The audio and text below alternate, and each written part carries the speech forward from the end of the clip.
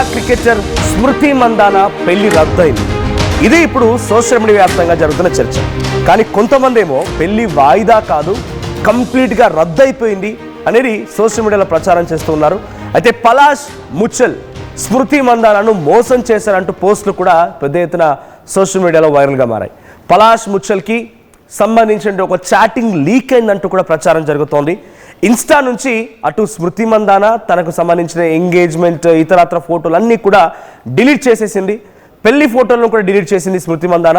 And తన సహచరులు cricketers ఎవరైతే ఉన్నారో తన సహచరంగా ఉన్నటువంటి క్రికెటర్స్ అందరూ కూడా ప్రజెంట్ వాళ్ళు కూడా స్మృతి మందాన అండ్ ముచ్చల్కి సంబంధించినటువంటి వెడ్డింగ్ కానివ్వండి లేకపోతే ఎంగేజ్మెంట్ ఫొటోస్ అన్నిటిని కూడా డిలీట్ చేసేసారు. ఇప్పటికే స్మృతి మందాన తండ్రి హాస్పిటల్లో ఒక అనారోగ్య కారణంగా ఆయన చికిత్స పొందుతున్నారనే చర్చ జరిగింది. పెళ్లి రద్దయిందా లేదా వాయిదా పడిందా అనే దానిపైన ఇంకా క్లారిటీ లేదు. అసలు ముచ్చల్ ఏం చేశాడు, ఎవరితో చాటింగ్ చేశాడు, ఎందుకు ఆయనకి ఇప్పుడు ఈ వెడ్డింగ్ క్యాన్సిల్ అయిందనే దానిపైన ఇప్పుడు రకరకాల ఊహాగానాలు రకరకాల చర్చలు జోరందుకున్నాయి.